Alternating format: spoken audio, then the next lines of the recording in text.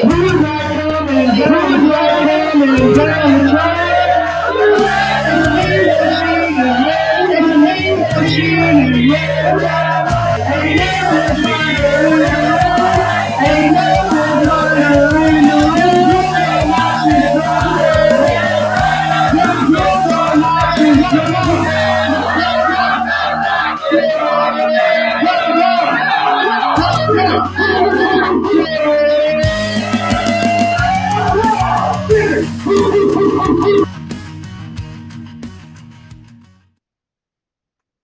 What's up, y'all? This is John and Kaleb back for another episode of the Nothing Finer podcast. As always, you can find us on Millions and as a part of the Fans First Sports Network. Tonight, we are very, very excited to have our first Vanderbilt guest on. After years of trying, Will from the Dore Report got back to us. How are you doing? Doing pretty well. Cannot complain. Need football to get here as soon as possible. The days are inching by, to be honest, because I'm not an MLB guy. So I've got very little to keep up with as far as sports are concerned right now. So, how many weeks ago did you start watching old games? Never stopped. I mean, for Okay. once as a Vanderbilt fan, the season ended, and I was like, I'm going to watch that Alabama game for the 938th time. So, As you should, yeah. deservedly so. Yes, absolutely. I will say, every year I try to push it as far as I can to start watching old games, and I made it to last Tuesday. It's pretty impressive. And I have a series. If you go back at least a decade in SEC football, 2013 Georgia LSU in Athens. It's my first game every year, and then I'll start just kind of all across the country. Any good game, if I see somebody on another podcast be like, "Oh, you remember 2009 Baylor and TCU?" I'll go watch it. Like I don't care. Yeah. I was about to say you brought up 2013. I was like, I don't think you're going to watch the Vanderbilt Georgia matchup from that year. Probably I think not. that one might bring back some bad memories. So while we're talking about bad memories of Vanderbilt, it's been long enough now. In 2016, I I called out of work to watch the Georgia Vanderbilt game, in which Jim Chaney made possibly the worst fourth down call in the history of fourth down calls to lose that game. I'm still mad about it. Yeah. Zach Cunningham. Zach Cunningham's legendary play that cemented his legacy at Vanderbilt. Well, you also have, potentially the best running back in the history of Georgia football, which is saying something, in Yeah. Nick Chubb in the backfield, and you choose to wildcat Isaiah McKenzie? I wish I had some explanation. I'm sure Georgia fans grappled with that afterwards as well. It's Georgia Vanderbilt has always been a bit of a wacky series. Yes. I mean, even Yes. though obviously Georgia's dominated it relatively, you go back to 2013. I vividly remember Todd Gurley being questionable going into that game. And basically, without saying it, what was said was, well, we don't really need him this week. And then guess who ended up fumbling and losing the game for Georgia was the backup to Todd Gurley. I can't remember his name, the white running back that you guys Brendan had. Douglas. But Brendan Douglas, there we go. I should remember that name. I owe him a lot. I was at that game and had a great experience. Augusta's own Brendan Douglas, where I grew up, and he's a legend around here. Thankfully, he mostly redeemed himself. Yeah, that's weird. And the Vanderbilt Stadium is where Brock Bowers hurt his ankle. Was going to be the first 1,000-yard rusher in 20 years at Georgia and hurt his ankle there. Still not as bad as Tennessee's turf.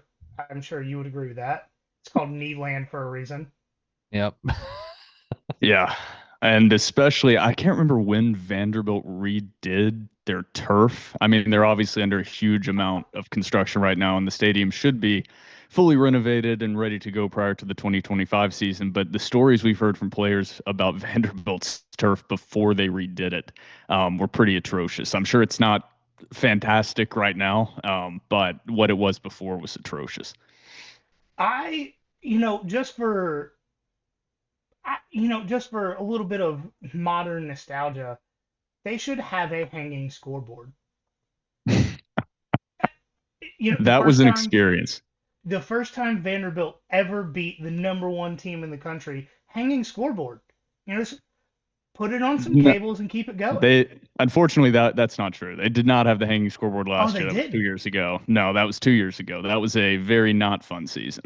2 years ago was the hanging scoreboard. Last year, they were 50% done with the construction. So they had a normal Jumbotron on one end, and then the other side was just the hollow shell of where the Jumbotron will be this year. But the hanging scoreboard was legendary. I was kind of sad they didn't have that in the first iteration of college football, the video game. And then also, the tailgate tent visitor locker room. That all time. Like you have the locker rooms without heat and the ones that are painted pink and all the other mentality. You're walking in mud before you're even ready. Like you got your Crocs on in the mud. I love it. You gotta take all the advantages you can have. That's why it's a home field advantage. I hope they renovate everything. My honest hope. Am I okay to curse on this? Nothing crazy. Yeah. No, I mean, okay. So we're the Nothing Finer podcast because there's nothing finer in the land than a drunk, obnoxious Georgia fan.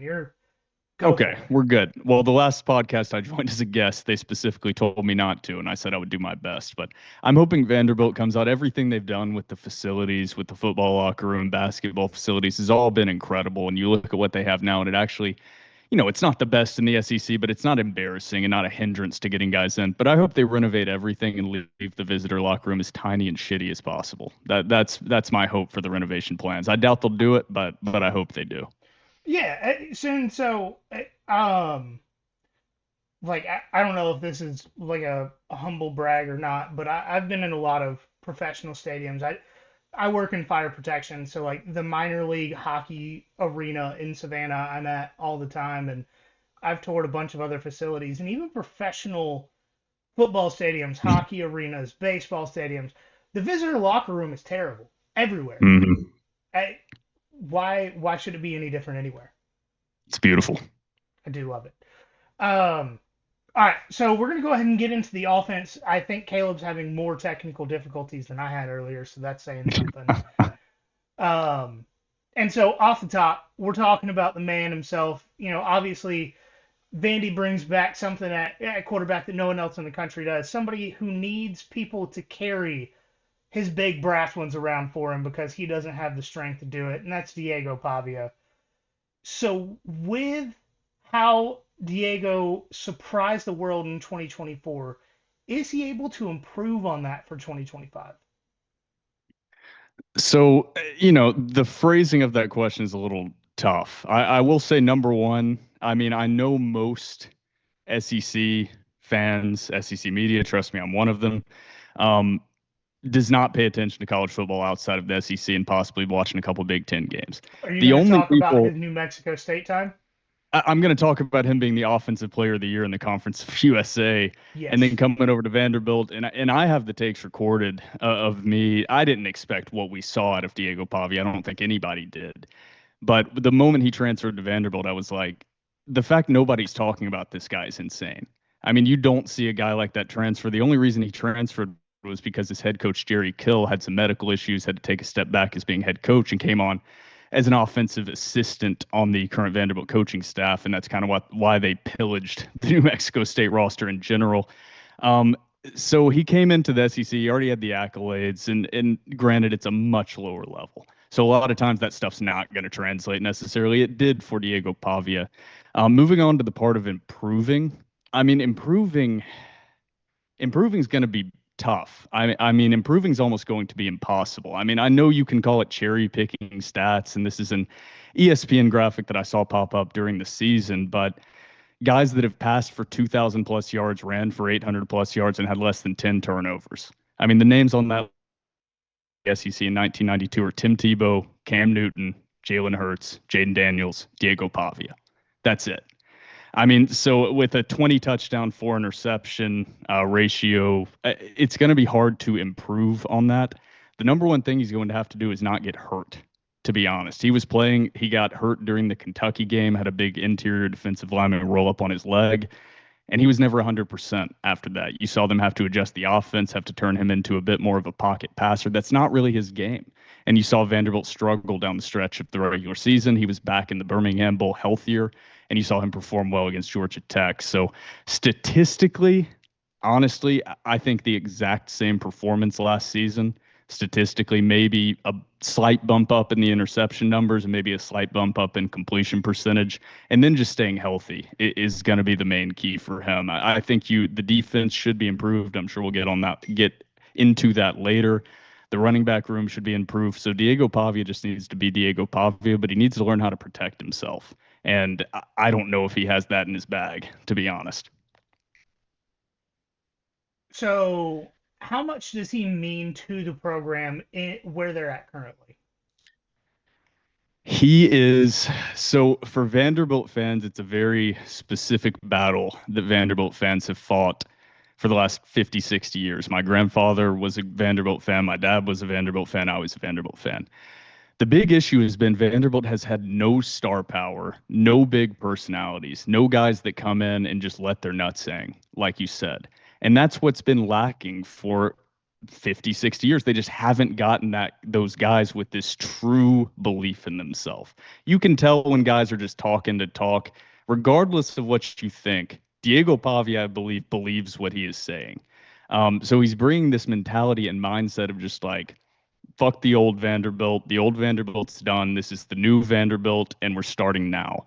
And I think that's a mentality that you have to take because Vanderbilt's never going to be able to be a program that relies on past successes. That's just not the case. And they've never had a star like Diego Pavia. People will oftentimes try to bring up a name like Jay Cutler, saying he was a big name in the mid 2000s, but he wasn't really a star until he got to the NFL. He was a high level draft prospect, but wasn't really a star at the college level. His star was born a little bit in the NFL. So Diego Pavia is just an unprecedented symbol of change, I think, for Vanderbilt, and really exactly what Clark Lee needed, who's a bit more of a soft spoken, cerebral type of head coach. He really needed a quarterback to kind of talk the talk and some of the statements he's made, you can agree or disagree, but guess what? People are talking about Vanderbilt, and that's not something that you could really say in any years past, even during the James Franklin era when they went 9-4 back-to-back seasons.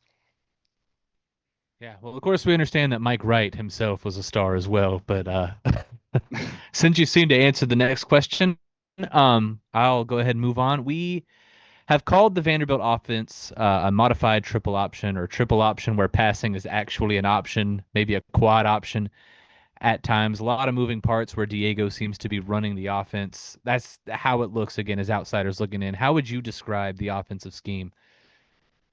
I don't think it's really a modified triple option. It's kind of a very base read option out with a lot of backfield motion. It's kind of a veer and shoot offense. To be honest, it's hard to put in one phrase or one category what Tim Beck does on offense, but the man loves backfield motion. He loves multiple back sets and he loves running out of the pistol. And Diego Pavia is built for that exact offense that Tim Beck runs. But yeah, kind of a veer and shoot, a lot of read option built into it, and a lot of unique formations. So it's hard to put it into one simple phrase. You just kind of got to watch. And I will say, College Football 26 did a much better job of simulating Vanderbilt's playbook than College Football 25 did. That's Good to actually know. something we talked about recently. Is so Eli Stowers is one of the more highly ranked uh, offensive players in the game, and we talked about that. And then we realized Diego Pavia was like a top 15 rated quarterback in the game. Am I crazy in remembering that? Or He's an 88. I'm not sure where he ranks fully overall. I know he's the highest awareness in the game. and if you haven't paid attention to the show, especially last year, you might think that we're just trying to like just go all in on Vanderbilt. No, if you listen to the show last year, I waxed poetic about Diego Pavia every week because I called him not a quarterback or an athlete. His position is motherfucker in that offense because he makes you wrong no matter what you do. And that's my favorite type of player. And like this this is a show that I've wanted to do for a while. But so the offensive line, they performed well last season in that scheme, and you just said there's a lot of read option, run plays, stretch plays, RPOs, a lot of getting Diego out of the pocket. Do you expect the line to maintain that level of play for 2025? That is right now, I would say, the $1 million question on the offensive side of the ball. So the offensive line for Vanderbilt, they brought in Chris Klinakis as the new offensive line coach. He did an incredible job with a lot of experience from a ton of programs throughout his career. They had a lot of talent, utilized the transfer portal a lot better than they did in previous years. However, they're losing 3 key contributors / 3 starters from that offensive line. Gunnar Hansen, transferred to Florida State, was the quick tackle. Chris Klinakis runs strong tackle, quick tackle, strong guard, quick guard. They also lost their center, Stephen Lasoya, who was a key contributor, and then they lost Stephen Hubbard, Big Glow, who was kind of the heart and soul of that offensive line. Now, that's the bad part. The good side is if you're, and you can play the if game, that's kind of all we're playing at this point in the season. But what Vanderbilt has picked up in the transfer portal, I expect them to bring the same production, if not slightly improved. They've brought in Jordan White, who's probably the best offensive lineman that Vanderbilt has had in a very long time, a transfer from Liberty. Bryce Henderson from South Dakota, the highest, I know it's from South Dakota, so take it for whatever, but the highest rated. One of the better teams in the FCS. Yeah. Highest rated tackle returning in the SEC, according to PFF. And then they also brought in Isaiah Glass, an Oklahoma State transfer. And then for a depth piece, they brought in Gunnar Givens, who was a Virginia Tech transfer. So they also brought back Chase Mitchell from that offensive line, as well as Kevo Wesley. So they have the pieces to be as good, if not improved. However, it's a lot of new pieces. And with Vanderbilt and basically every SEC team, it all starts in the trenches and with the offensive line. And traditionally, outside of last season, that's always been the struggle at Vanderbilt, is maybe they can get 3, 4, even 5 solid offensive linemen, but they have no depth. This year, they have a little bit more depth, but do they have the pieces to be successful? It's a big if game right now. I think they can be, but it's certainly not guaranteed. Losing 3 guys that were key contributors is never easy to bounce back from. So pivoting off of that for a moment, even with Diego Pavia at quarterback, they did last season rank 86th nationally in rushing offense. So alongside, I guess, the offensive line gelling and having that depth, what do you think they need to do to run the ball more effectively this year? So this is an interesting one. This is one I actually did see on the little free sheet of questions. This is the one I specifically read because it's a good point and one I've been asked before. So I hate if I sound long-winded on this, but it is what it is. So Vanderbilt is a ball control offense. That is what they do. They do not run a lot of plays. Any type of blank, rushing or passing statistics, they're never going to be great on. And trust me, I'm going to agree with you in a second. They ran about 59 plays per game last season. That was the 4th lowest plays in the country. So they're just not going to have those eye-popping numbers. Now, to the bad side of that, they averaged 3.7 yards per carry. That's not good. So what they were missing last year was that big play capability out of the backfield. They just did not have those big game-breaking runs. Every single run felt like it was between 2 yards and 12 yards, and that's where it felt like it capped out. They brought in a guy named M.K. Young as a transfer. He's more of that speed back. They're hoping he can contribute to that. But in general, it's just going to be a fact of breaking those big run plays. That's just what they could not do last year. I don't know the exact reason for it. I want to just say they didn't have the players to do it. But most of this offense is 3-yard run, 4-yard run, 3-yard run, and then play action pass over the top. So I don't know if they're ever going to statistically, even if the offense is playing at the highest level that Tim Beck expects it to, they're never going to statistically be a top 50 offense in rushing yards per game or a top 50 offense in any category. They ran the ball about 60% of the time last year.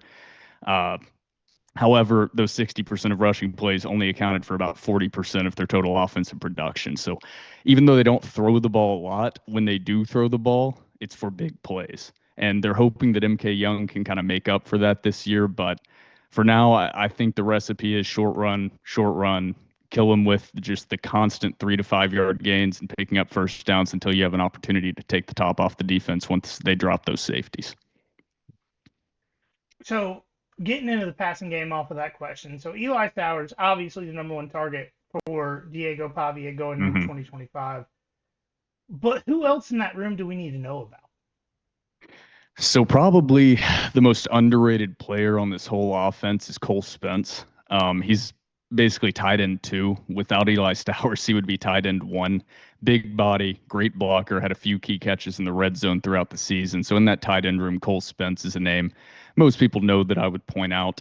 As far as the receivers go, they lost basically the only key part of the offense they lost last year was Quincy Skinner Jr., who is basically wide receiver 2. Their wide receiver 1, Junior Sherrill, is back, number 0. He's a guy that can make the big-time plays, big-time catches. And then there's a huge amount of question marks in the wide receiver room. A bunch of transfers in, guys they hope can contribute. Richie Hoskins, kind of a slot receiver guy, route runner, whatever you want to call it. But they need somebody to step up. They brought in Chance Fitzgerald, a receiver from Virginia Tech. I don't know if you guys watched SEC Media Days, but Vanderbilt has their own Team U Travis Hunter in Martell Height. He's going to be playing both sides of the ball this year. He's kind of a gadget play guy. So Martell Height is a name to watch out for. And then a couple names that I don't know if they'll do anything. They were young receivers last year that I think could take a step forward. Tristan Brown, one in particular that I think could take a step forward. Joseph McVay is another one, looking for one of those two guys to really step into that wide receiver 2 or 3 role. All right. I did do some research during that last question and found out that, yes, indeed, Vanderbilt is 4th from the bottom in plays run last season and was top 40 in time of possession. So controlling the game was definitely a big part of that. So appreciate that insight. On defense, the front 7 was pretty solidly in the upper middle of the pack last season. They were 52 in rushing defense, 59 in sacks, 63 in tackles for loss. That is, of course, in the nation. What can we expect from that group in 2025?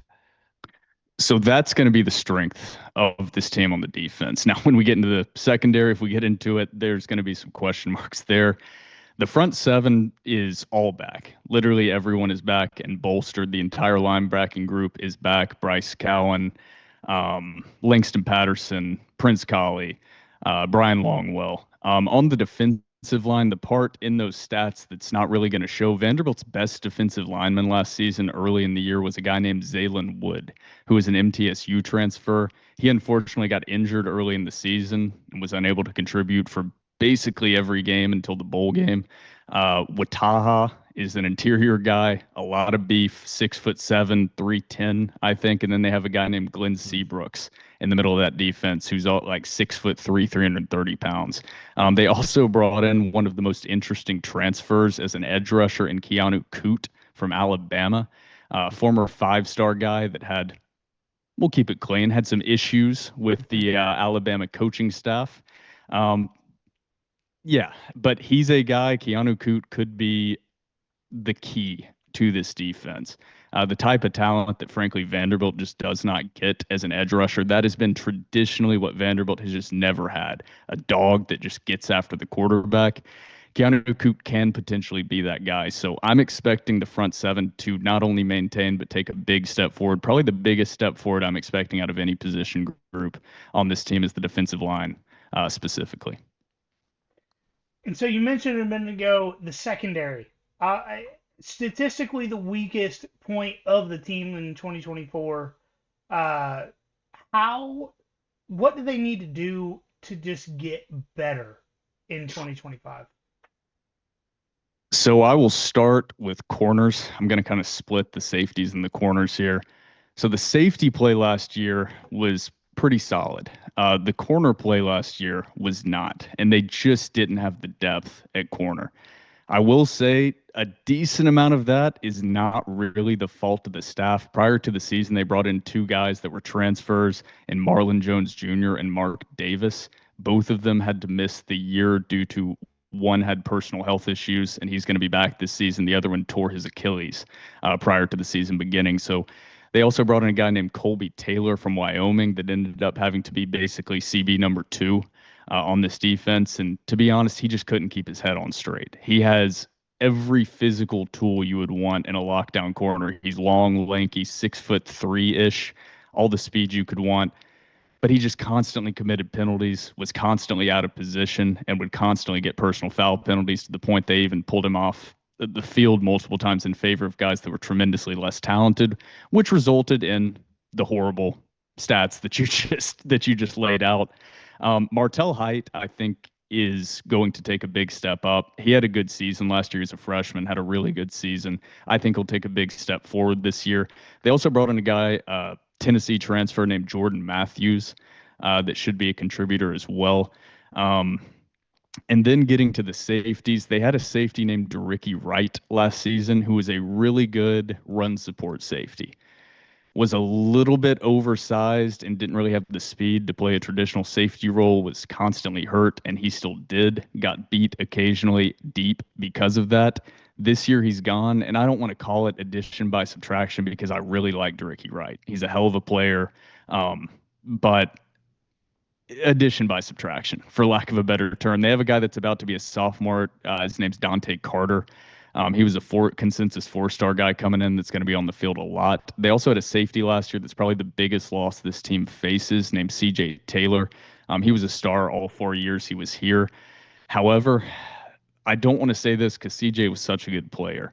They brought in a transfer from FAU named CJ Hurd, nickname the Sea Snake. He is electric. He has long blonde dreads. If you watch Vanderbilt this fall, he is going to pop off the screen.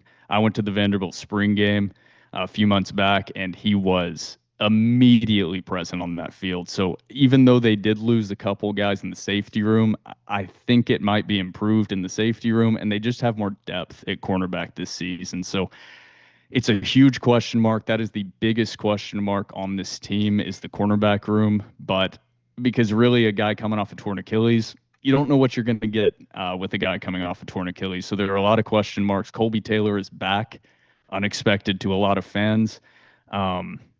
He's going to be a guy that needs to keep his head on straight for this cornerback room to be successful, because matching up with SEC wide receivers, you're going to face some physical freaks. And Colby Taylor is pretty much the only guy in that room that has the physicality to match up with them.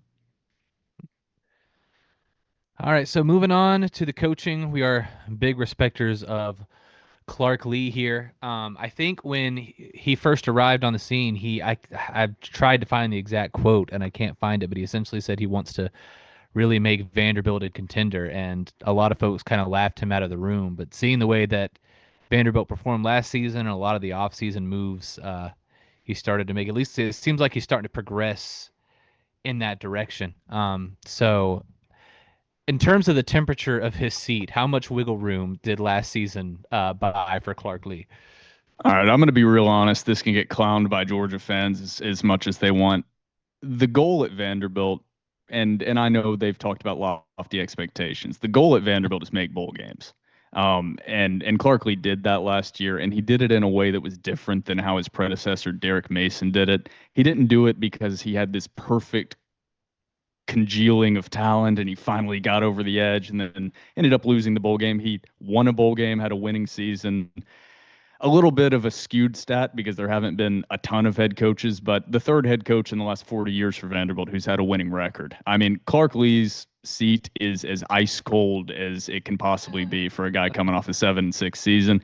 Not to mention, he's a former Vanderbilt fullback. And also just, I don't know him personally. We had one 20-minute interview with him when he was hired on our podcast, but he just seems like a good guy. So you will have to see a long stretch of poor performing teams for Clark Lee's seat to get hot. That's fair. And I'm not clowning, by the way, the expectation. That seems just about right for Vanderbilt right now, and ain't nothing wrong with that. No, and so I think I talked about it earlier. Is on our podcast, we try to get somebody for Vanderbilt the last 2 years of the SEC East, and we got ghosted a couple of times. So we've kind of clowned Vanderbilt, but I think one of the more formative experiences in my football growing up was I was on a camping trip with Boy Scouts back in the day, and I remember like as a Boy Scout troop, we chose this weekend because Georgia was playing Vanderbilt, and we felt like we didn't need to watch the game. And it was 2006, Oh, which Vanderbilt won the game. So I I had to remember, watch that game with my Auburn fan great grandparents, so I feel the pain. right? So I remember, on Sunday morning waking up with all the other Boy Scouts, and like all the adults were just devastated, and we were confused. And so, like, while we on the show have clowned Vanderbilt, I think both Kaleb and I have individual respect for the program because we've been hurt before. But also, as someone who just loves to study the game of football, I think Vanderbilt is such an interesting case study within one of the better conferences that the sport's ever known to have the ability to occasionally rise up and get to a level of where you shock somebody through means that you don't expect a team like Vanderbilt to use. And I don't mean that disrespectfully, but Well, with the academic standards that Vanderbilt has to go by, you would almost like this is a question that I've been asked a lot in my personal life is why doesn't Vanderbilt go towards triple option with the academic standards they have to go by? But then every few years they'll reach up and smack the shit out of somebody running a normal offense. And it's like that. You remember a few months ago you asked me why they don't run triple often? That's why.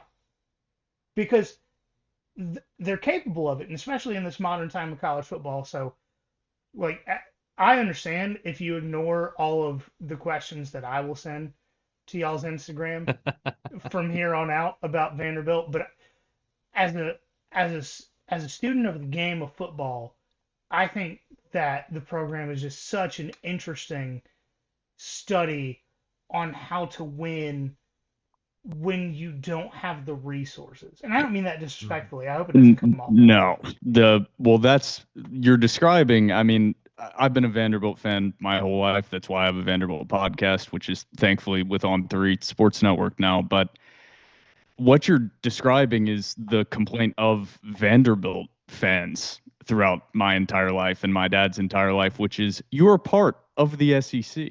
You are getting the same shared SEC revenue checks as every other damn SEC program there is. Why are you not investing in athletics like everyone else? And you can talk about the 2006 season as a good example as any. Bobby Johnson was a longtime head coach at Vanderbilt. And you want to talk about a man that found some talent that had literally zero resources. I mean, Vanderbilt disbanded the athletic department at one point. They didn't have an AD. And Bobby Johnson was able to find guys like Jay Cutler. Jordan Matthews was a Bobby Johnson recruit. Chris Williams, first round offensive lineman, was a Bobby Johnson recruit. The fact the Vanderbilt football program didn't fully fall off the face of the earth between the years like 1998 and 2008 is a testament to Bobby Johnson being maybe the most underrated coach in the history of college football. Not because of wins and losses, not because he did anything that was incredible, but because he was competing in the SEC with resources that, I mean this literally, were probably 10% of what the rest of the conference was dealing with, and dealing with rigid academic standards. Now, if you get into the modern Vanderbilt and why they've been able to beat Alabama last season and why they're trending up in the right direction, they finally have administrative support, it seems, in a way that they have not had in the past. A lot of that has to do with NIL and Vanderbilt having to adapt to the new landscape of college athletics, or being fully left in the dust in a way that they weren't before. But also, clearly, they have a new chancellor. His name's Daniel Diermeyer. The last guy, Nick Zeppo, sucked, was completely avoidant of any type of investment in athletics and almost looked down upon it. It's like, we're Vanderbilt. Why would we Yeah, even boo invest in Nick. that? What the hell are Yeah. you doing? Dude, I think I was blocked by him on Twitter. But Daniel Good. Diermeyer, I didn't go to Mike, school. I don't give a Mike, shit. Daniel third Diermeyer, co-host Mike runs the Twitter. Get us blocked by that guy. Find a way to do it. good. He might have disappeared out of the public eye. I have no idea what he's doing. But Daniel Diermeyer came in. He's a big European soccer fan. And one of the first things he talked about was the athletics programs being the number one marketing tool for a university, and that everything else on this campus is great. Athletics should be great as well. So I think what has happened, and they would never say this publicly, they've wiggled those academic standards just a little bit. I mean, let's be honest. We've all listened to a lot of Diego Pavia interviews at this point. People have Diego Pavia fatigue at this point, but I don't think Diego Pavia is getting in off merit alone. I think they wiggled the rules a little bit for him and for some of the players as well. And so you're seeing Vanderbilt be able to bring in talent in the transfer portal that they just simply wouldn't have been able to get 8 years ago. And that should be credited to Daniel Diermeyer and AD Candace Story-Lee that Vanderbilt's actually competing a little bit like an SEC program. No, I personally, I love it. Like I said, man, as a student of the game, I watch way too much football during the season. My wife gets tired of it. She actually just had me hang a TV right here in the office so I can just spend 6 days a week in here during the football season watching games that I've recorded. And like I said, Vanderbilt, for whatever reason, I am drawn to the team as a study of how to do more with less. Almost, and once again, I truly do not mean this disrespectfully, but like I think UNLV under Dan Mullen is going to be like Vanderbilt currently. Of like you don't have the recruits, you don't have the guys, but you have the coaches, you have the will, you have the support. You're going to be good. And I don't know. I appreciate you attempting to be respectful here, but let's like be frank. Vanderbilt football has fucking sucked for 40 years. I mean, they had a stretch with James Franklin. They won the Music City Bowl in '08. They went to a couple bowl we're games with big Derek James Mason. Franklin disrespecters around here, so But that's yeah, fine. well, James Franklin is the reason that Vanderbilt football plummeted into the earth and then exploded after 2013. Was James Franklin pillaged Vanderbilt's recruiting class in a way that, if it was not Vanderbilt, would have gotten a lot more coverage. They had guys like Trace McSorley committed, Montez Sweat, I believe. I mean, these guys were going to be incredibly key players, and he just took all of them to Penn State and won with them at Penn State. So I didn't yeah, know that you could make me more anti James Franklin. But somehow, because, boy, I've said a lot of things that like the AI that we have take clips out of our podcast has brought up, and I have chosen to not post on social media because I'm like, that's probably a little too far. James Franklin is still a man that's an adult in the United States, but I hate him more. What he did, so there would not be the issue Vanderbilt fans have with James Franklin had he not had all the quotes that he had. And I'm about to give him a little bit of a break after I rip on him, but there is one Don't quote, give him a break. and I can't, not even a break. I'm just going to kind of play steelman on this. There is one quote in particular. I cannot find it. I've scoured old games. I cannot remember what game it was from, but it was a pre-game interview with James Franklin as he was standing on the field, and the reporter asked about swirling, things about him leaving Vanderbilt or other job offers.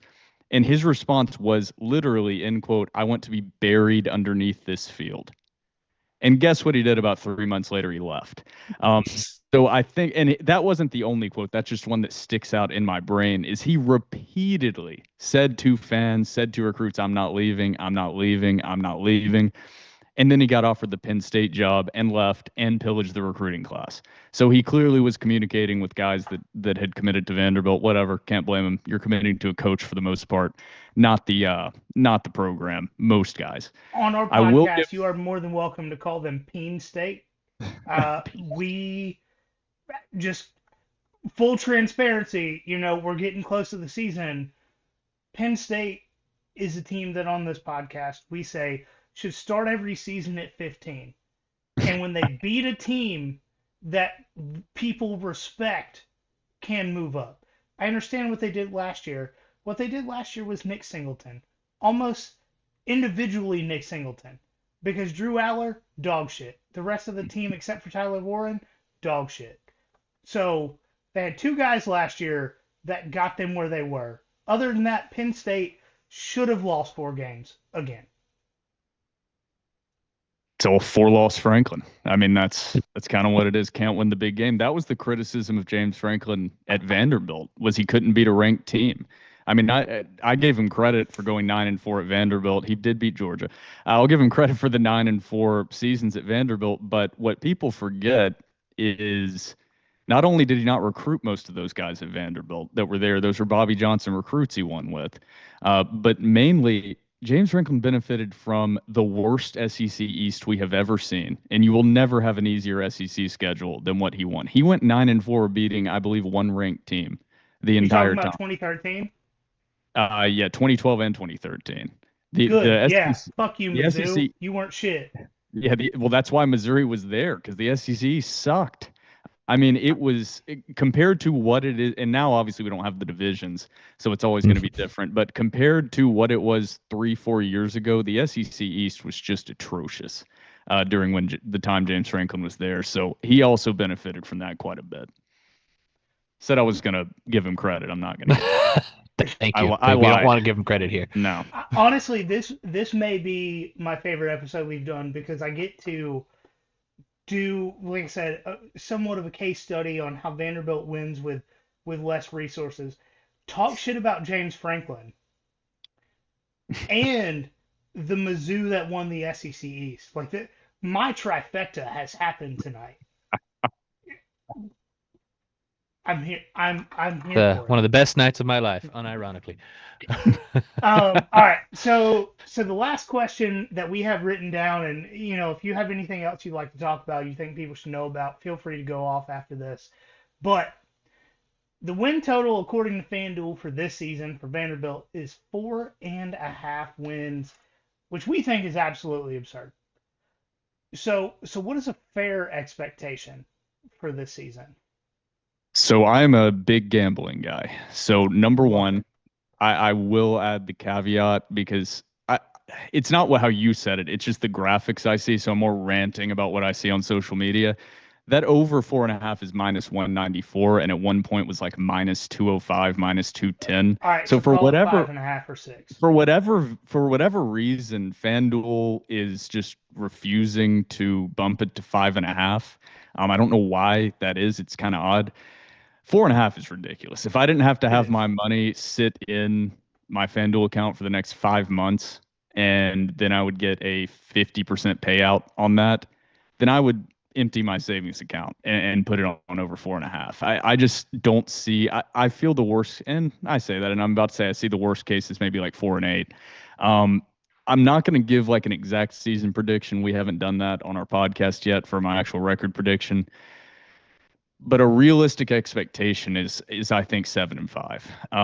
That's taking a game up from last season. This is part of Clark Lee's SEC Media Day initial speech. So I'll give him credit for this. This is a data point he's pulled up multiple times. But last season, Vanderbilt had 8 games that came down to one score. They were 4-4 in those games. They ended up 6-6 in the season, but they're just as close to 2-10 as they are to 10-2. And that's the main part of this, that it's really hard to predict which direction Vanderbilt is going to go. I want to be objective. I don't want to put on my gold-colored glasses. But if I put on my gold-colored glasses, I'm a little scared, because the last time that there was any positivity about this Vanderbilt program, and not to this level, but it was 2023. They had all their talent was coming back. They had a new quarterback in A.J. Swan. They expected to be the man and step up. They implemented a new spread offensive system. They had a guy in Will Shepard who was going to be a star on the outside, ended up transferring to Colorado. They're coming off a 5-7 season where you felt like, all right, this is when they're going to take the next step. And you know what happened? They went out there and they went 2-10. And they were atrocious, and about 50 to 60% of their roster transferred out. Clark Lee completely gutted the entire staff, and now you see the Vanderbilt you have today. But yeah, I would say a realistic expectation. I know what the players have put out there, and of course the players are going to have that belief. I think they really do believe it, because if you put that data statistic in front of a bunch of college football players and say, you are literally one touchdown in each of these games away from being 10-2 last season, and you're also one touchdown in each of these games away from being 2-10. I think the message that those players are going to take away from that is we can compete and win the SEC and make it to the college football playoff. I mean, that's the message you hope your players take away from it. But realistically, the schedule, I know it's an overused phrase, the schedule's brutal. The schedule's always going to be brutal in the SEC, but even for an SEC schedule, it's brutal. And on top of that, you have Virginia Tech on the road this season. Versus last season, they were at home. I think Vanderbilt has the second highest strength of schedule in the country. So I'm not going to take that big leap that I think a lot of Vanderbilt fans are hoping that I'm going to predict or something like that. But 7-5, I think, is a very realistic goal and expectation. But I think this team could be better and still go 6-6 and have the same record. That's a real possibility when you look at the schedule. And like it's a common phrase, just because you improved, so did the rest of the conference. I mean, look at Auburn. That was a game that Vanderbilt went into Jordan Hare, however the hell you say it, not the airport, and beat Auburn and kind of dominated them 17-7. And this year they're coming to Vanderbilt, but Auburn's much improved. So there's a lot of that going around the SEC. The one thing that you do have going for you as far as the Auburn game goes, Diego Pavia has never lost to Hugh Freeze in his college career. That's true. He's got a voodoo curse on him. And, we also refuse to pronounce Jordan Hare correctly on this podcast, so we love that.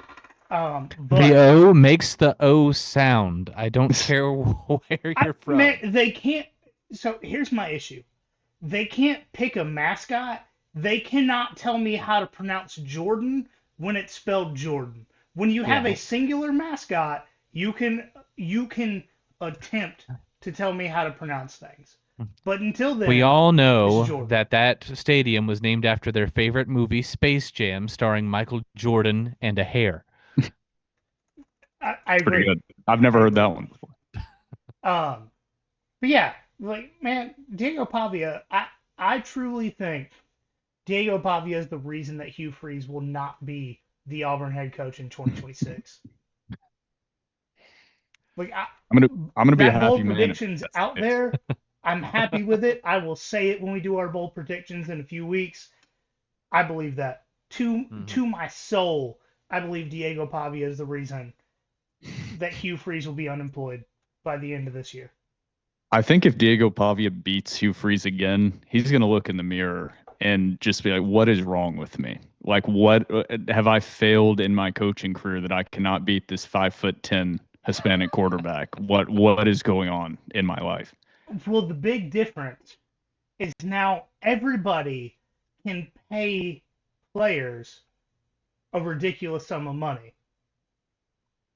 And unlike at Liberty, you can't just harass the women that your players sexually harass.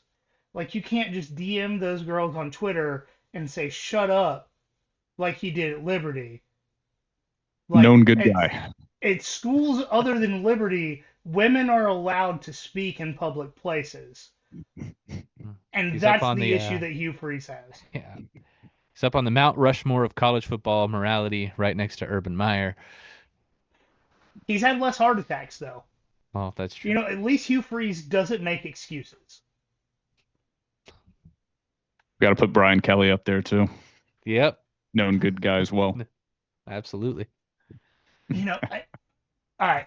I feel like we could have a 4-hour podcast with you because I've been a defender of Brian Kelly until recently because dark humor, I'm a huge fan. Huge fan. Like his whole execute the team joke, I legitimately laughed so hard I had to go to the bathroom and pee. And now, I can't stand the guy. Well, if you say that too much, and he's gonna put you up there filming practice in tornado-like winds. I mean, You better not talk too much, or he's gonna put you up there. Man, I live across the street from pretty much the ocean in Savannah, and it's hurricane season. Like it is what it is as far as hurricane winds go for me. Like last year, we went almost 2 weeks in the football season without recording because I didn't have power. I was standing outside of our local That's true. university I with my cell forgot. phone at one point because we didn't have power. So 2/3 of the show are in Savannah. 1/3 of the show is in Augusta. None of us had power between like right before the Bama game to right after the Auburn game for Georgia last year. So we couldn't record, we couldn't do anything. I was thinking people were going to talk shit because we oh, Georgia lost to Bama, we didn't record for 2 weeks. Like And it's like, no, I just had to watch that, uh, a mile away from my house, walking to a guy who had an RV and a generator, so I could watch the game at a stranger's house. I got food poisoning from the bar I watched it in because their refrigeration was out for 2 days before I went there and ordered food to watch the Georgia Bama game. Like, it, We know I love hurricane force winds is all we're saying.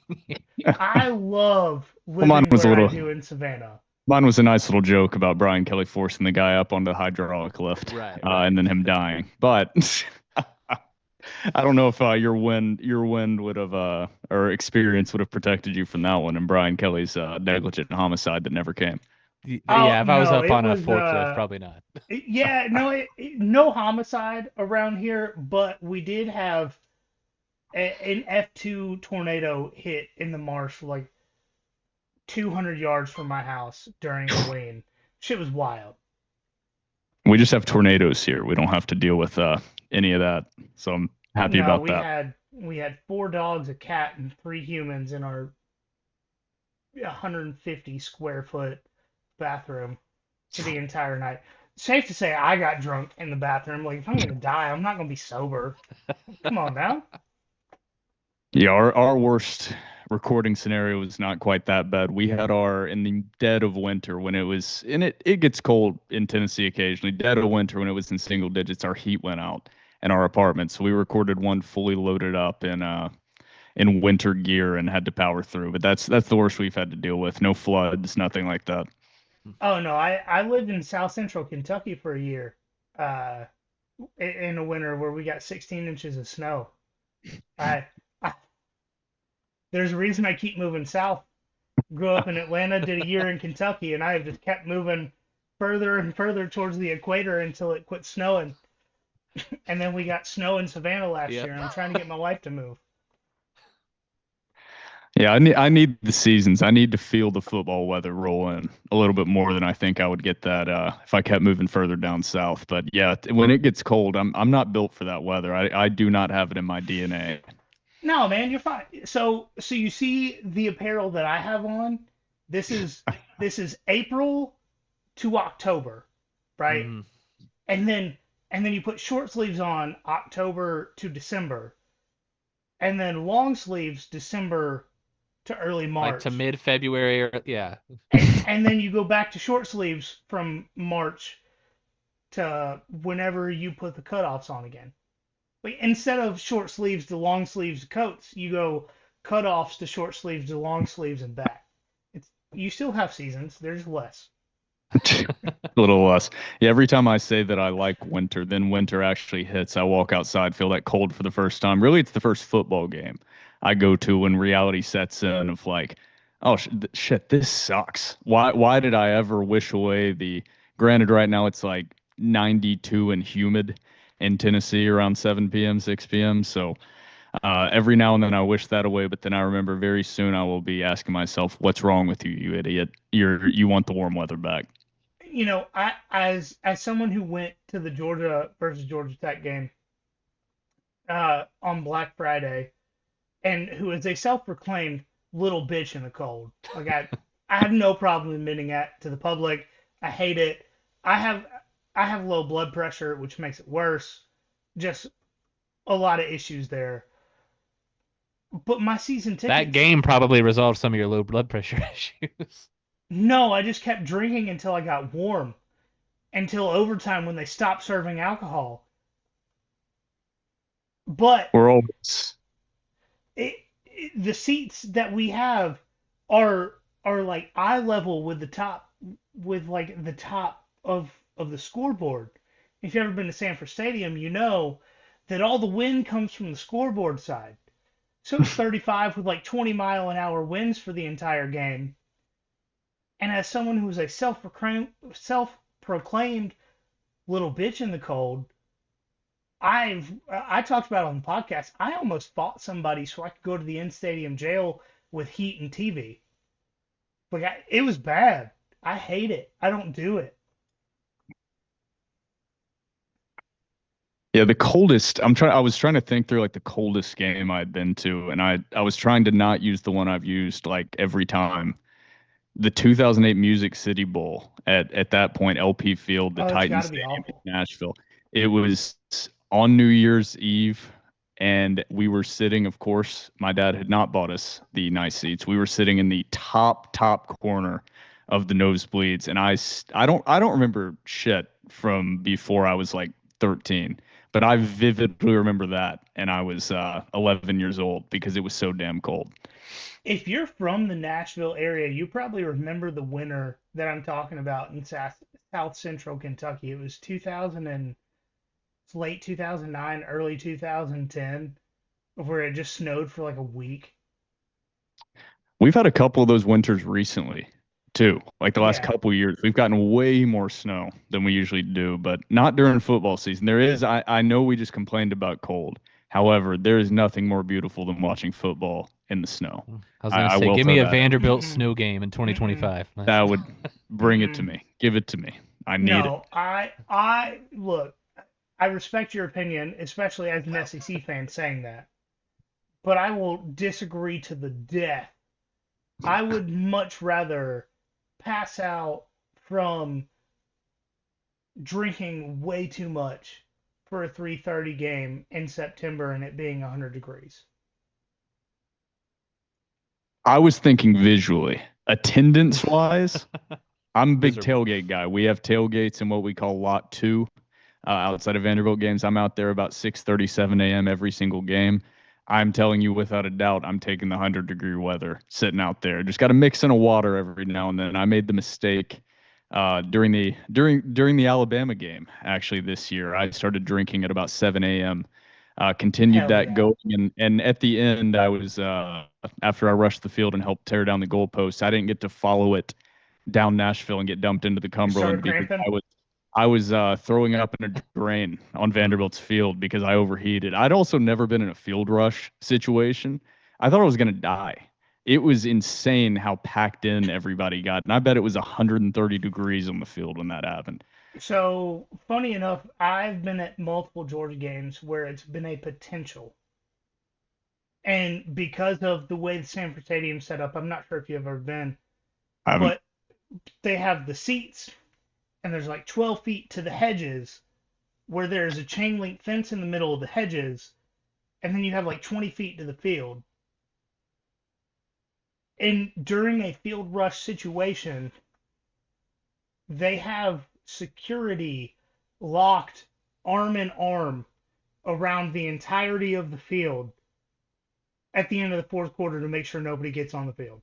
Well, the funnier that you bring that up with security, field lock. So after Vanderbilt fans rushed the field for the Alabama game, the remainder of the season, they stationed security around the goalpost the rest of the season, even after losses, just station them around. So about the field rush, every field has their difficulties getting on there.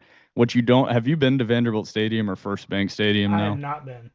So it's on TV, you don't really notice it because the scale of everything. So where the student section is and where there's this big black wall is like a 20-foot drop, 20 or 20. It's very tall. And the lowest point to get onto the field is about a little over 6 feet onto the field. So the rush of the field at Vanderbilt is a difficult rush. And in fact, one of the students jumped off and I think either dislocated both of his knees or broke both of his knees jumping 20 feet because that's how far of a drop it is. So if you watch Vanderbilt win that game against Alabama, you'll see at first it doesn't look like they're going to rush the field, but it's because you all have to funnel into this like 5 foot area to then rush the field because if you try to jump from the top, it's a good chance you're going to hurt yourself. So Vanderbilt not set up great for a field rush. And in fact, I'm going to be honest, I'd just given up hope that was ever going to happen in my entire life, that I was going to get to see that. I still show up I was there for the 59-0 or 59-3 loss they had to Alabama. I just given up the fact that I was ever going to rush the field as a fan of college football, and thank God that's not true. Um, I will do my best to convince my wife to go to a game this year. I was just trying to compare schedules. Um, but if I do, I will be getting in touch with you. Let me know. We will let you know the Lot 2 tailgate, and come on out, drink with the boys. We'll be having a hell of a time every week. My rule is I cannot go to away games that Georgia is the away team. I know myself too well. I will get in a fight. I will get arrested. It is what it is. I go to away games on bye weeks. You know, self-awareness, key. What's your favorite away experience you've had? Favorite stadium? So I've only been to a few, and I will say probably 90% bias. The swamp is kind of trash. If Yeah. like it's if you want to climb a step ladder and sit on concrete, like dude, the swamp is awesome. But if you want to sit in a real stadium where real people spend real money and not feel like you're gonna die, never go watch a Florida football game in person. I also, for what it's worth, for I've watched football games at Mercedes-Benz from the 100s, from 300s, 600s, and suites. If you're not going to sit in a suite at Mercedes-Benz, don't go. The audio is terrible everywhere. The seats are uncomfortable everywhere. You can't see anything from almost every seat. Like I I'll be honest. The only reason I like the seats that I have in Sanford Stadium, because I've sat in pretty much every part of the stadium, is because I'm across from the scoreboard, high enough up where I can essentially see the play develop like it's dots. Like I can see it develop like I'm watching college football, the EA game in real time from a little bit further back. Because I'm the kind of person that I want to see everything develop. I don't want to watch it from the side of where, oh, this guy looks open, but he's actually double covered. If I'm going to get on here on Sunday night and yell about Arian Smith dropping another pass, I want it to be because I saw that he was wide open. It hit both of his hands, and he just can't catch a cold. You know what I mean? Yeah, I will say if you ever do make the trip to now First Bank Stadium, there is not a bad seat in that stadium. Now I will say completely across the board is just metal bleachers. There is not unless That's you pay fine. for the expensive premium seating, but the stadium's a little bit smaller. Prior to renovation, it held like 41,000. I'm not sure what it is. It's decreased slightly after the renovation, which now if you go look at ticket prices, you're going to see that. But there is not a bad seat in Vanderbilt Stadium. It's a great place to watch a football game in kind of a relatively smaller setting.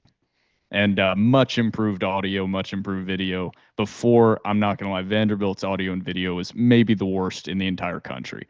I went and watched a game at MTSU here locally, and I was like, their audio and video is about the same as Vanderbilt's quality, but they've made a lot of improvements recently, and the stadium looks a lot better.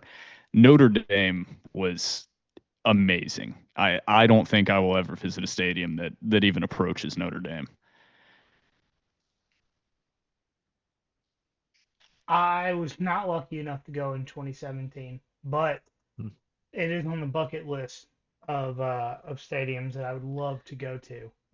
I know Just some folks who did the go, and they said basically the same thing you said, that it was just probably the most incredible stadium they've ever walked into. It's like walking into a museum. I mean, it was beautiful. The other large stadium that I've been to quite a few games in was Neyland, and Neyland is like an industrial trash dump. I mean, it's really cool. same way with the same way with the Sugar Bowl.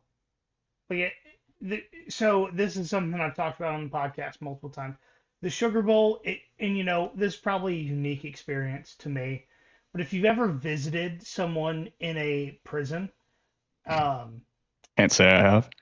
okay, so go to the Sugar Bowl, leave your seat, go to get concessions, and turn around because You can't go more than 30 feet in any direction and not take a 90-degree turn and go 30 feet to take another 90-degree turn and go 30 feet and take another 90-degree turn and go 30 feet. Like it is 100% outside of the play area and the seating area. It is a prison. That's once you're in Neyland and you're in your seat and it's full, it's great. It looks great. Everything outside of that is hideous. Everything to do with concessions, everything when you're tailgating, you're Yeah. staring at literally like It industrial sounds like scat. an outdoor sugar bowl. Yeah, probably so.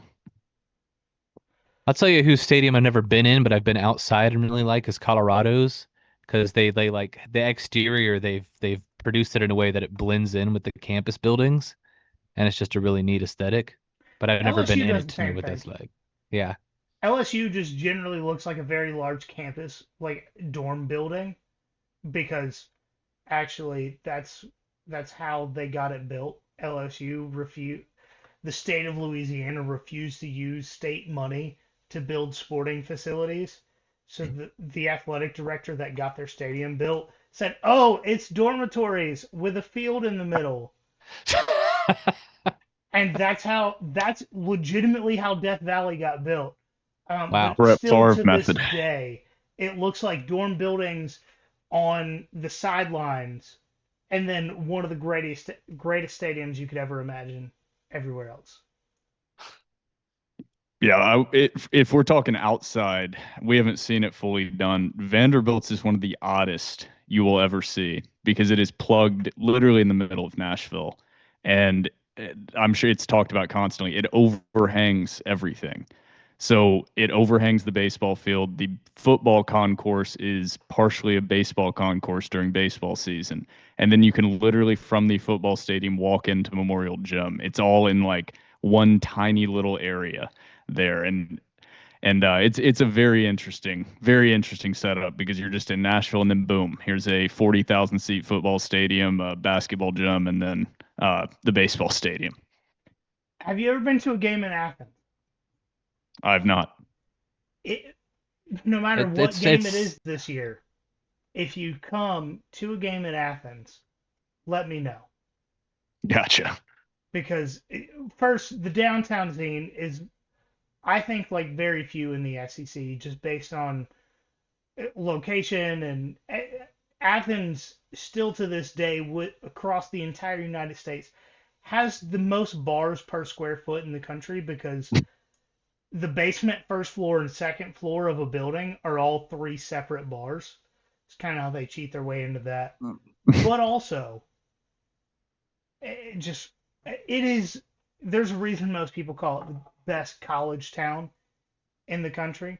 Um, so please, anytime this year, next year, 5 years from now, let me know because I would love to get you drunk on Broad Street and then have you walk down the mountain that it is to Sanford. Oh yeah. I, on the other hand, basically only go to away games when Vanderbilt is involved. so it might be a minute is what it Yeah. means. So next time that No, no, Vanderbilt no. plays Georgia, 2026 is when we're starting the series 2026. back up. Okay, 2026. Then there's a good possibility if that's an away game that I will be going to that one. If you come to the game at Athens, I'll come to the one in Vanderbilt. I will Oh behave yeah, let's There do we myself. it. go. Let's do it. Handshake deal on the podcast. Um, no, we really appreciate it. I know I've said it multiple times. We've had Vanderbilt podcasts ghost us in the past. This was awesome.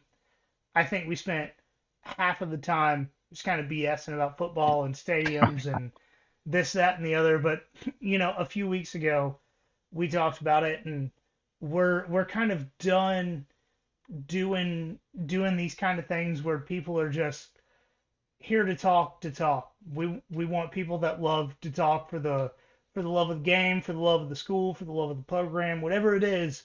We want you to have passion, and you brought that, and we've been quite literally for 3 years looking for somebody from Vandy. So we appreciate you coming on and talking to us. Um, If you If think you I've got passion, you should talk to my co-host Trevor Hewlin. I'll make sure next time you guys invite us on that I'll have him join along, and you'll see a real insane man.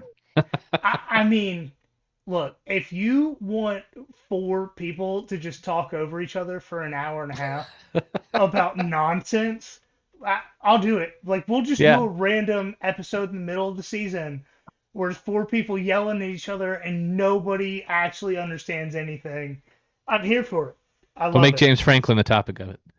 Oh, brother, don't get him started on James Franklin. Um, do you have anything you want to plug before you get out of here? Yeah, you can follow us across basically every social media at the Dore Report. Podcast is available weekly on Wednesdays across YouTube, Spotify, Google Podcasts, Apple Podcasts, whatever. Also, thedorereport.com. If you are a Vanderbilt fan out there listening, subscribe to our premium message board. We are part of the On3 Publisher Network. So, but give us a follow on Twitter. That's where we're most active.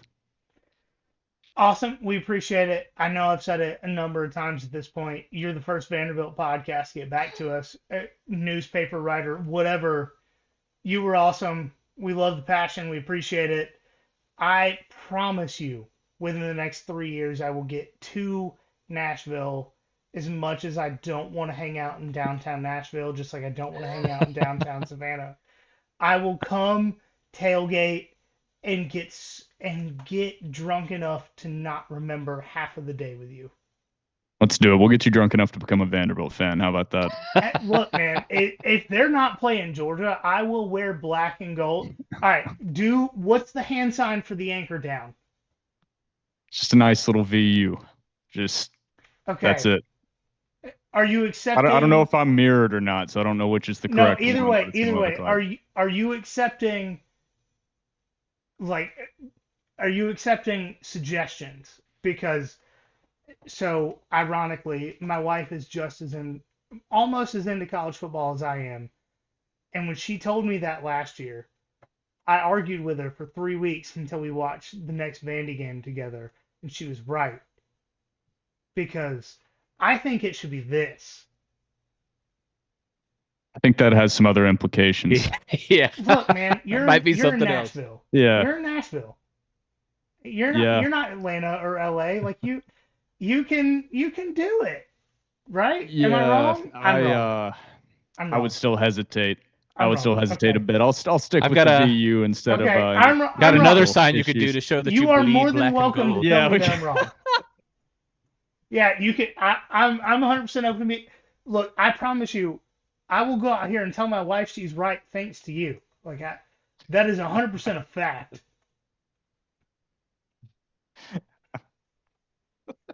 I haven't seen that one before. It's good. All right, man. We truly appreciate it. We loved talking to you.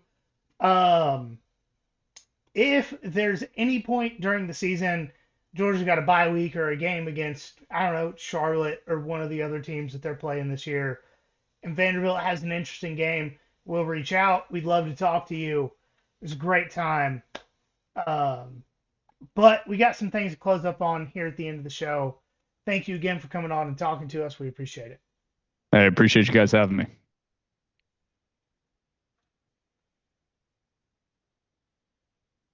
Recording stopped. Awesome, dude. I'm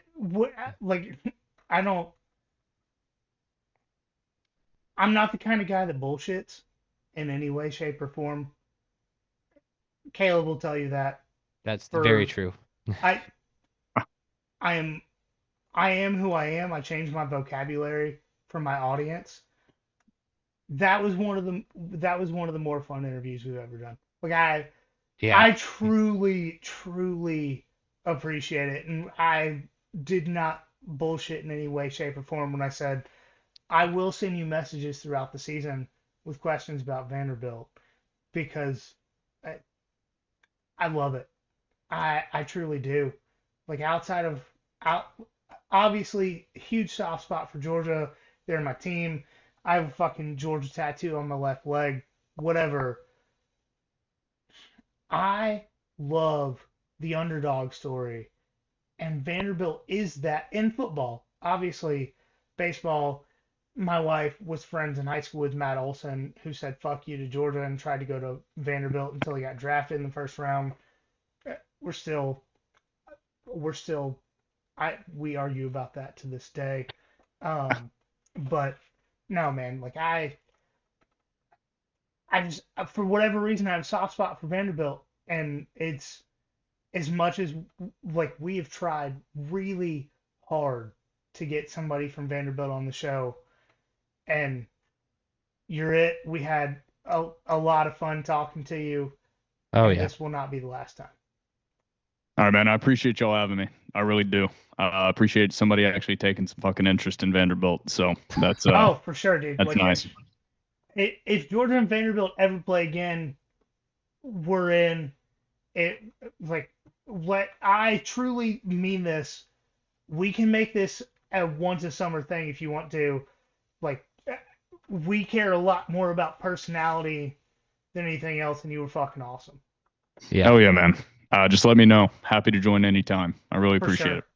For sure, man. We'll reach out again. Sounds good. Thanks, guys. All right. Thanks. Thank you.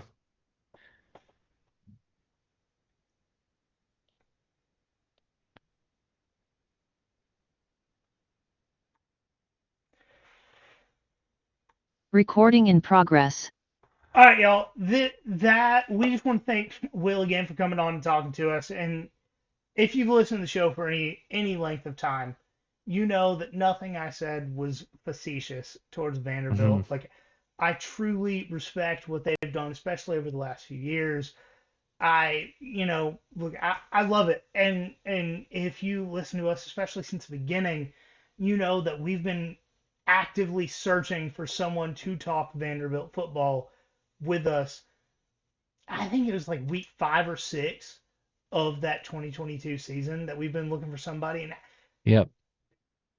we found somebody that kind of fits not only the knowledge, but the personality and willing to bullshit with us. I mean, we're sitting here at well over an hour of Mhm. just 40 plus minutes of just kind of hanging out and talking football, and that's what we started this for. So Yeah. I know a lot of y'all are probably not even here anymore, not listening, but if you're here, we appreciate it. We love talking football and programs and coaching and everything with these guests that are willing to come on and talking to us. So we appreciate you guys for sticking around. I don't know, man. Like this to I, I appreciate the passion that Will Mhm. brought for Vanderbilt football that we try to bring to every episode we bring to you guys of just we love the sport, we love the team, and we want to bring whatever we can to y'all. And I feel like Will did that for the Dore Oh yeah. Report, and I appreciate it. Um, but It's fun talking with people who love ball. Like, it is, and this is something that we talked about a few weeks ago, is that if if you don't love talking football, if you want to talk to us, whether we reach out to you or you reach out to us, just because you want to get your name out there more, and not because we can hear that you love the sport, love the game, love your team, we don't care. We yeah. don't. Like, I would much rather, and this is an example, I would much rather not talk to someone who covers Kansas or Louisville or anybody else because they don't care than cover someone who doesn't care. Or Mhm. I hope that made sense. Like, I would rather not cover someone because the person we're talking to doesn't care than talk to someone who doesn't care and it be a Just for the boring sake of episode. talking to him. Yeah. Right. It'd be a boring episode. Us get bored. You get bored. Like, I only want to talk to people that love college football, love the team they're covering. Like, it's not worth it. Hmm. There's at the end of the day, the reason that so many people love or hate college football at this point is because of the passion. If you've lost interest in college football, it's because everybody's getting paid and players don't care. And if you still care, it's because the players that do play for your team obviously care more because they're getting paid, but also they could probably get paid something more anywhere else. Yeah. And I know I've gone on way too much of a tangent, and it's a long episode, but no, I mean, just You're talking about your Carson Becks and your Gunnar Stocktons. We get it. Yeah. no, man. It's just it's the passion that I felt from Will coming towards Yeah. Vanderbilt football, talking to us, and I that kind of stuff fires me up. Like I could go for another hour talking Right. about Vanderbilt and the way that they've done things in the SEC and the way they've done everything the right way in the SEC. But I won't. I won't. I will say, if you're still here, if you're still listening, Mike and I are recording like 10 hours from now a special episode that we've been talking about for like 2 weeks. That is kind of spur of the moment within the last 2 weeks things. Got together. We're going to record it. It's more of a comedy episode than an actual news episode. Hope you all enjoy it. But if you haven't already, review the show 5 stars. Follow us on social media at nothing.finder.pod on Instagram, at finderpod on Twitter, Facebook, YouTube, TikTok. Just look us up. You will find us there. And most importantly, Kaleb, what do they need to do? Well, I believe they need to remember that there is nothing finer in the land Than a drunk, obnoxious Georgia fan.